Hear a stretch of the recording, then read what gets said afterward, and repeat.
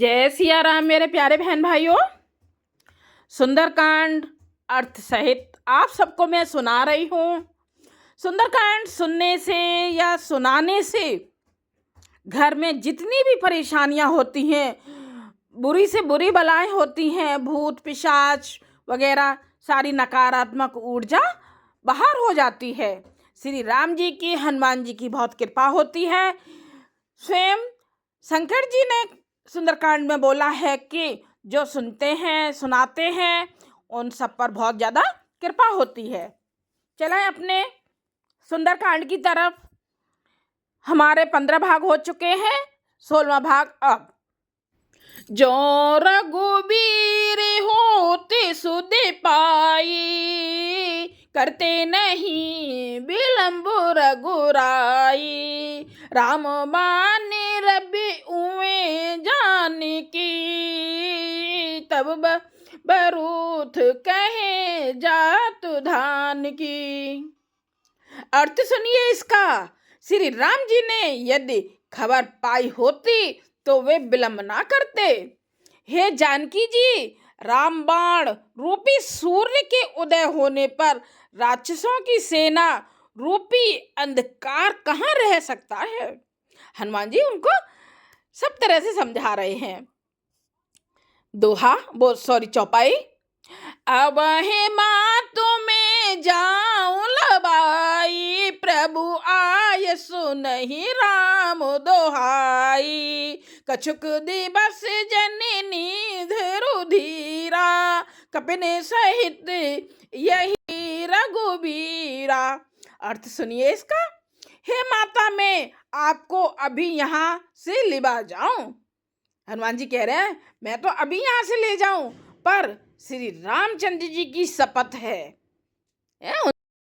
मुझे प्रभु उनकी आज्ञा नहीं है, मुझे उनकी आज्ञा नहीं है। अतः हे माता, कुछ दिन और धीरज रखो। उन्हें समझा रहे हैं हनुमान जी, हे माता उनको और थोड़ा धीरज रखो, श्री रामचंद्र जी बांदरों सहित यहाँ आएंगे। कितना अच्छा समझाया है हनुमान जी ने। चौपाई। निश्चर मार तो होए ले जेहि, तिहु पुर नार दादु जस गेहि। है सुत कपि सब तुम ही समाना, जातु धाने अत भट बलवाना। अर्थ सुनिए इसका।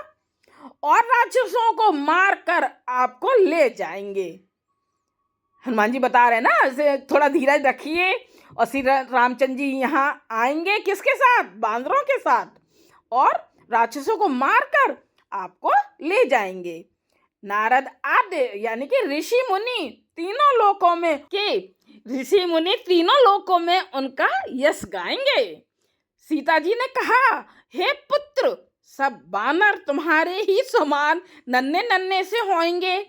राक्षस तो बड़े बलवान योद्धा हैं। अब सीता जी को क्या मालूम कि उन्होंने छोटा रूप रखा हुआ है, और जब बड़ा रूप रख लेंगे तो कितने बड़े हनुमान जी हो जाएंगे, उनमें कितना बल है, ये अभी सीता जी को नहीं पता। मोरे हृदय परम संदेहा, सुनि कपि प्रगट कीन्हि निज देहा। कनक भूधरा कारी शरीरा, समर भयंकर अति बलबीरा। अर्थ सुनिए। अतः मेरे हृदय में बड़ा भारी संदेह होता है कि तुम जैसे बंदर राक्षसों को कैसे जीतेंगे। सीता जी कह रही हैं कि मेरे मन में तो संदेह होता है कि तुम जैसे बंदर राक्षसों को कैसे जीतेंगे। अब वो सीता जी को कहाँ पता है अभी कि इनमें कितना बल है। यह सुनकर हनुमान जी ने अपना शरीर प्रकट किया, और जब शरीर प्रकट किया तो कितने बड़े हुए सुनिए। सोने के पर्वत यानी कि सुमेरु के आकार का अत्यंत विशाल शरीर था। किसका? हनुमान जी का, जो युद्ध में शत्रुओं के हृदय में भय उत्पन्न करने वाला अत्यंत बलवान और वीर था। जब फिर सीता जी देख के एकदम चकित में रह गई, अरे इनका तो शरीर इतना विशाल है।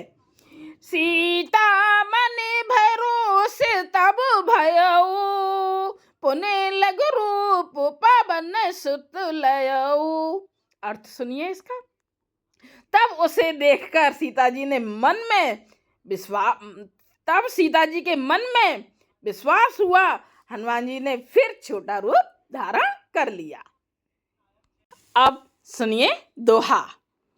सुन माता शाखा मिरग, नहीं बलि बोधि विशाल, प्रभु प्रताप ते गरुड़हि, खाई परम लघु ब्याल। अर्थ सुनिए इसका। अर्थ है, हे माता सुनो, बांदरों में बहुत बल बुद्धि नहीं होती, परंतु प्रभु के प्रताप से यानी कि उनके आशीर्वाद से बहुत छोटा सर्प भी गरुड़ को खा जाता है। अत्यंत निर्बल भी महान बलवान को मार सकता है। यह इस तरीके से सीता जी को समझाया है कि अत्यंत निर्बल भी, जिसमें जरा भी ताकत ना हो, कुछ भी ना हो, तो वो महान बलवान को मार सकता है। ये हुआ हमारा 16वां भाग। आप सबको अर्थ सहित सुंदरकांड कैसा लग रहा है जरूर कमेंट्स करके बताइए। और कमेंट्स में श्री राम, हनुमान जी, कुछ भी जो आपका मन करे जरूर कमेंट्स में लिखिए। जय सिया राम। आपके घरों में सुख, शांति, समृद्धि सब आए और बुरी बलाएं मिट जाएं। जय सिया राम।